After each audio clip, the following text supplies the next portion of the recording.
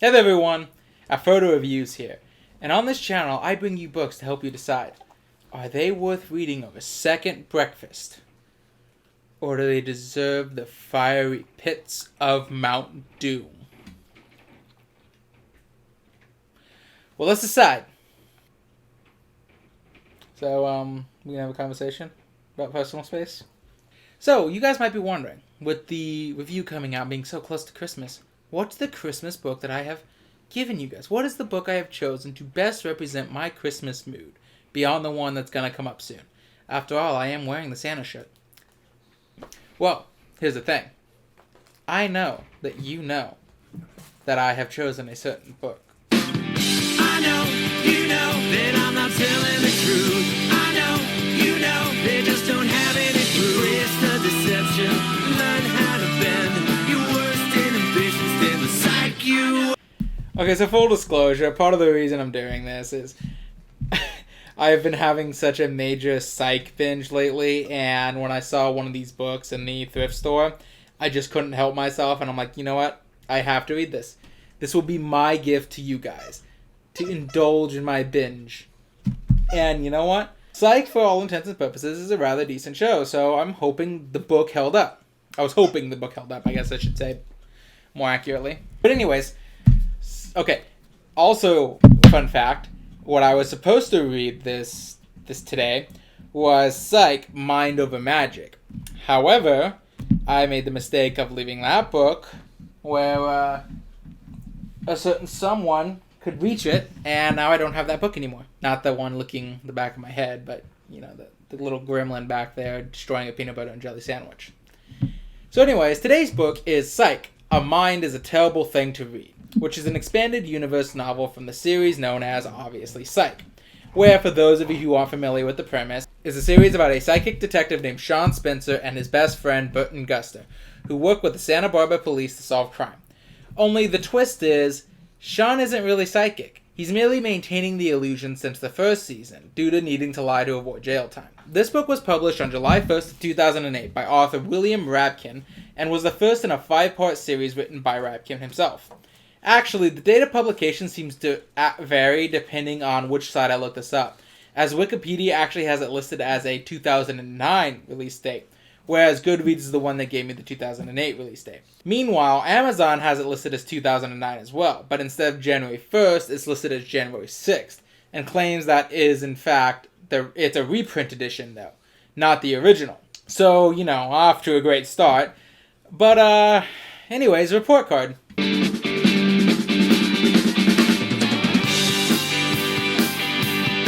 And then we move on to the cover. Now, the cover isn't anything special, honestly. It's just the actors for Sean Spencer and Long Branch Penny Whistle standing on a white background wearing lime green shirts. Sean holds an 8-ball to his head for some reason, while Gus looks back at him with annoyance. It's got nothing to do with the book, and is clearly relying entirely on name and face recognition for the series itself. As apart from that, there's really nothing else on this cover.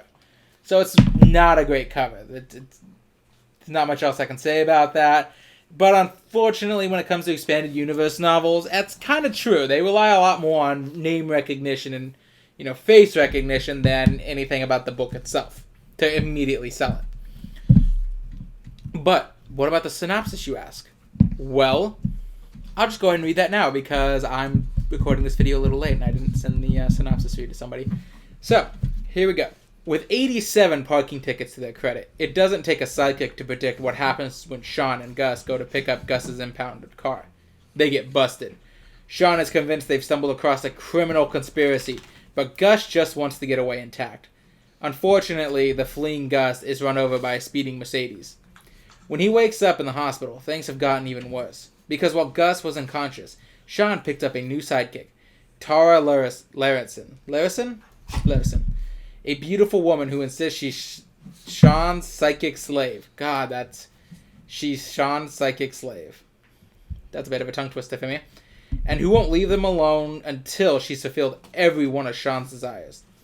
But when Sean's enemies start to turn up dead, the pair must figure out if it's the work of the criminal conspiracy they've discovered, or Sean's subconscious sending his new minion out to do his dirty work. So I'm going to have to get more into this later, more in the review proper. But while that synopsis is accurate, it does kind of only give you half the story, and I mean that literally.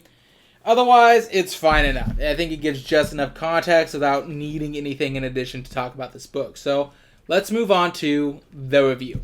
Now, right off the bat, I want to commend this book for avoiding the trappings I often see with expanded work novels, specifically where the novel is written to coast off the popularity of the show and that alone. Normally, you get the impression that the author just picked up a tossed script and rewrote it into a book. See my Doctor Who reviews or even my Star Trek Peacekeeper review. Thankfully, this feels like it was conceived and written as a book, not an episode script. It does still fall into some of the trappings, like doing very little to set up our characters that we're supposed to be familiar with, and failing to set any of these scenes that are common on the show. But otherwise, I would argue that it does a fine enough job. Sort of. One of the trappings that a book offers is more time and leeway to write the story you want. Now, you don't have to trim it down to fit within a certain time block, you don't have to worry about censors as much as you do with a show, and you probably don't have to worry about executive meddling nearly as much. I honestly think that specifically works a bit to this book's detriment. In the show, Sean Spencer and This is my attaché, Guy Buttersnaps, aka The Heater. will often have small comedic bits where Sean will either go off on tangents, make movie references, or make light of otherwise horrible situations. But these are typically limited to small blocks of time, and you never get the feeling that Sean is actually being malicious with his joking. Rather, that this is his way of coping with the situations and keeping himself focused.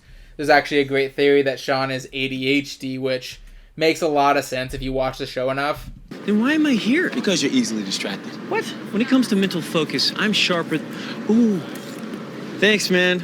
I was starved. But the problem that this inflicts upon the book is that without the time limit, Radkin is under no obligation to limit these small little bits and skits to funny, joking moments to enhance the scene. He could go on for a long time and no one would really say anything, and unfortunately he does take full advantage of that several times. The skits that would make you laugh or chuckle during the show would just go on so long that they stop being funny and actually start coming off a bit like Sean is being more mean-spirited. Or they'll ruin future jokes. Like at one point in this book where Sean admits that his dad has taken up scrapbooking much to his embarrassment.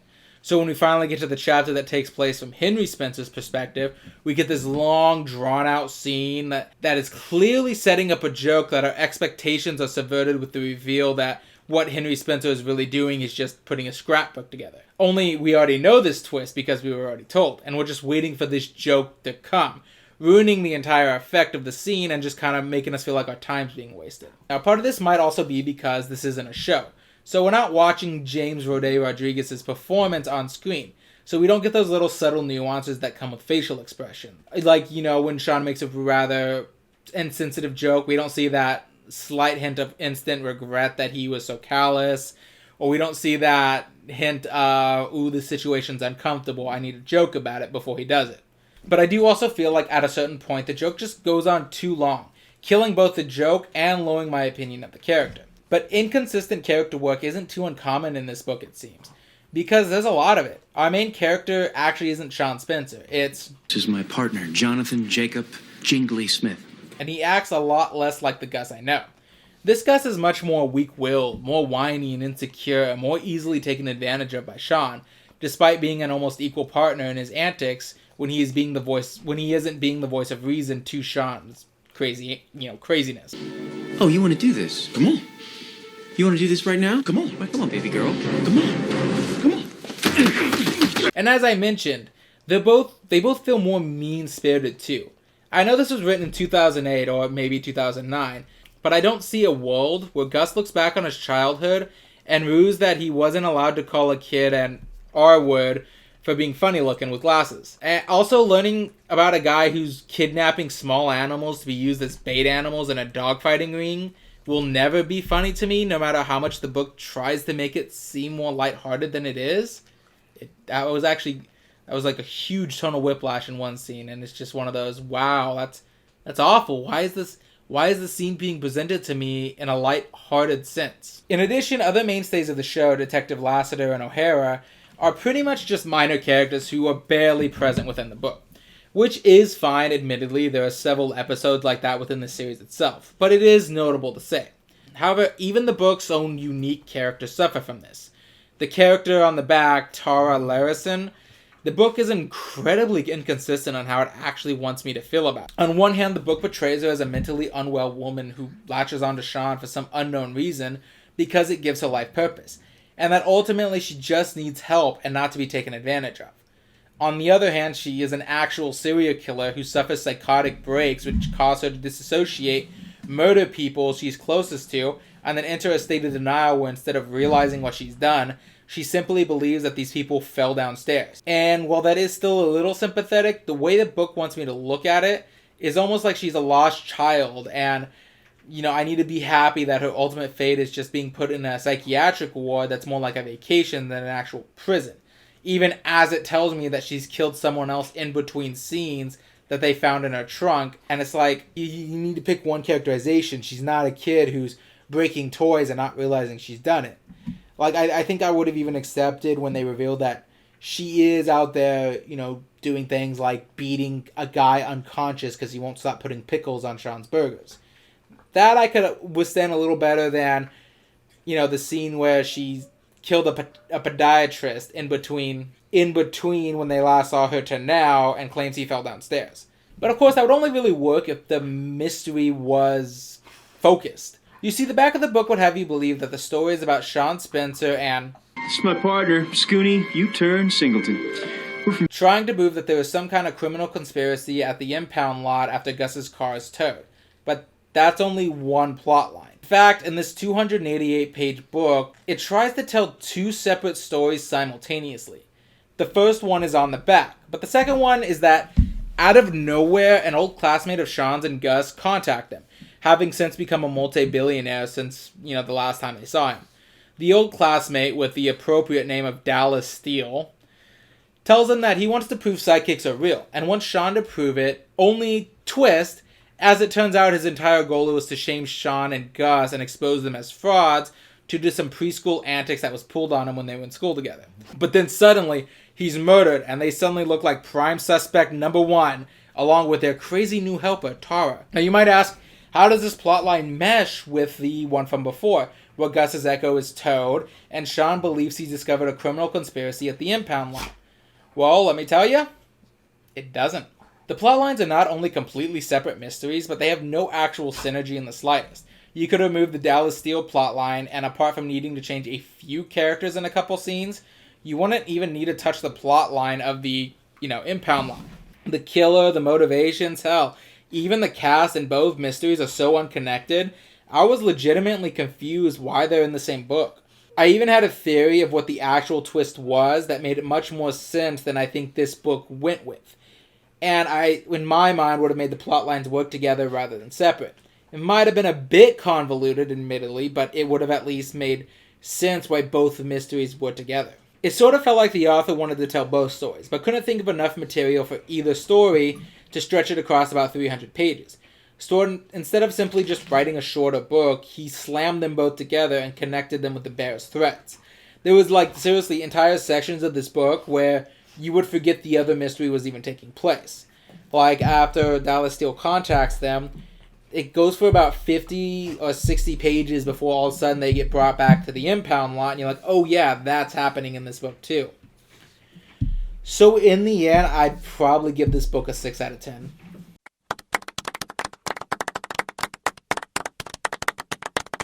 Although this book did have a lot of problems, I will say it's actually a fun read at the very least. The essence of who Sean and Gus are is there beneath the complaints, and at times this can very much feel like a rather okay episode in the season of the series.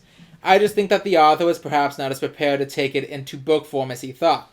With his two unconnected plot lines, a clear lack of idea of what to do with the detectives, and tonal inconsistencies with the horrible things being presented, and how lighthearted the author seems to want us to take the scenario. So the question of whether or not it deserves Mount Doom is no. I mean, as I said, it's not great, but it's still a fun read most of the time. There are some jokes that, at worst, will make you exhale slightly faster, and the author has at least a clear grasp on the type of humor the series is known for, even if that extra time to work it is his enemy. Either mystery in itself could have been fun, and mostly are just brought down by being forcibly connected to each other. At worst, this book is a popcorn flick kind of book. Not good enough that I think everyone needs to read it, but hey, if you're on a long car ride or about to board a 3-hour plane trip, there are worse things you could pick up and read. With that being said, just remember, with every book comes an adventure, and every adventure is worth having, even the bad ones. See you later, everyone.